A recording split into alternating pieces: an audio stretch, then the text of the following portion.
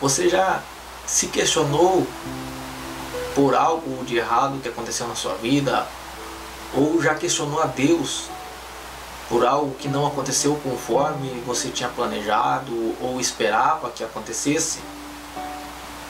Ou então orou a Deus dizendo: Deus, por que o Senhor permitiu que isso acontecesse na minha vida?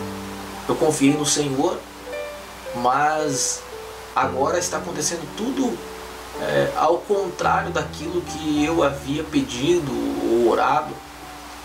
E às vezes, quem sabe, está preocupado se isso é certo, se pode questionar Deus ou não. Mas quando olhamos para algumas histórias de homens de Deus, nós vemos que isso faz parte da realidade do homem e da mulher.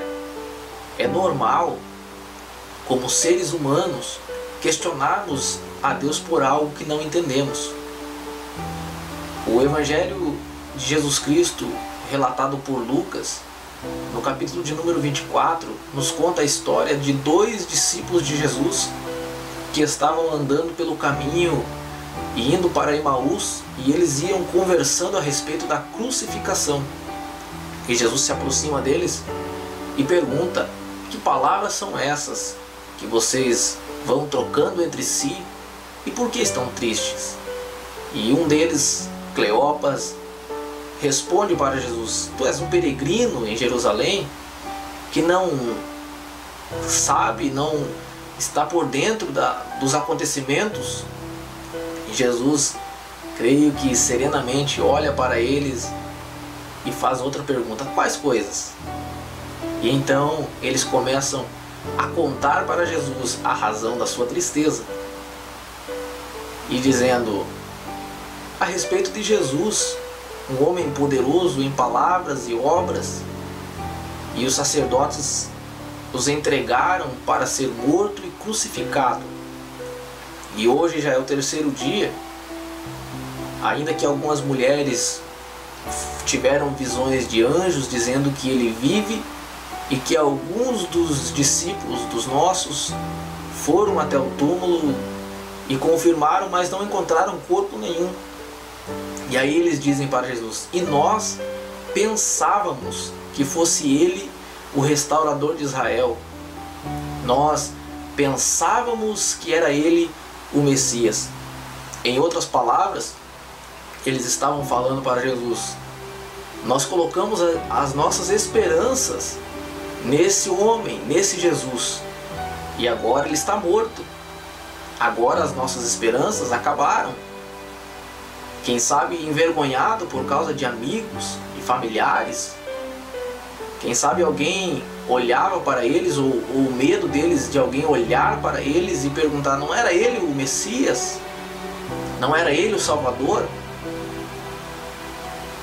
E Jesus começa a dialogar com eles, mostrando desde dos profetas, desde dos patriarcas. O Jesus vem discorrendo as escrituras e mostrando para eles que era necessário que o Filho do Homem ele padecesse e ressuscitasse, para que em seu nome fosse pregado o arrependimento. O que podemos aprender com essa história?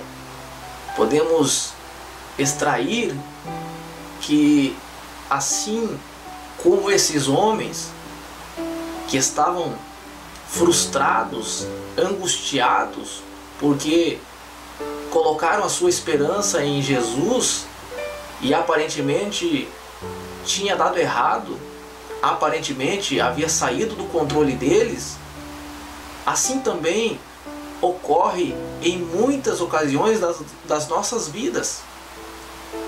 Às vezes colocamos as nossas esperanças em Deus, colocamos nas mãos de Deus os nossos sonhos, as nossas vontades, os nossos planos, e em determinado momento de nossa vida nos deparamos com os imprevistos, nos deparamos com as adversidades, e naturalmente nos questionamos: mas Deus, eu coloquei nas tuas mãos, eu confiei em ti, Eu pedi ao Senhor que fosse feito conforme a sua vontade, quando na verdade nós queríamos que fosse feito a nossa vontade, não a vontade dele. Jesus começa a mostrar para esses discípulos que apesar da frustração deles, aí as coisas não haviam saído do controle de Deus, que tudo que estava acontecendo já fazia parte de um plano maior de Deus, assim também é na sua vida.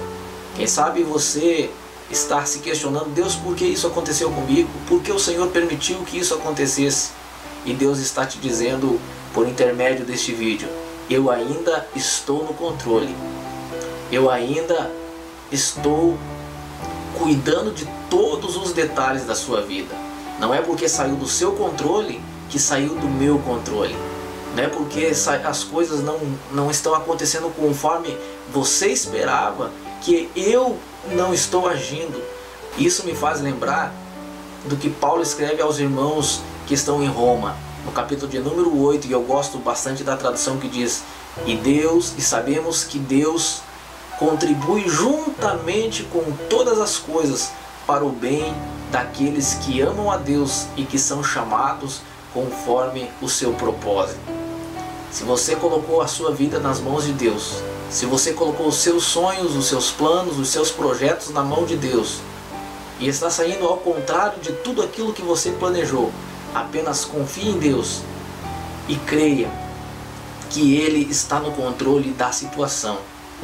E pode ter certeza, conforme a palavra de Deus lá em Romanos capítulo de número 8, sabendo que Deus contribui ou age em todas as coisas para o bem daqueles que amam. Deus, Ele pode transformar a maldição em bênção, assim como fez com José. José diz aos seus irmãos: vocês intentaram mal contra mim, mas Deus transformou em bênção. Quem sabe essa situação de adversidade na sua vida está machucando, está doendo, mas Deus está dizendo: eu estou agindo em todas as coisas para o bem daqueles que me amam. Que Deus abençoe a sua vida através dessa palavra. Fique com Deus em nome de Jesus.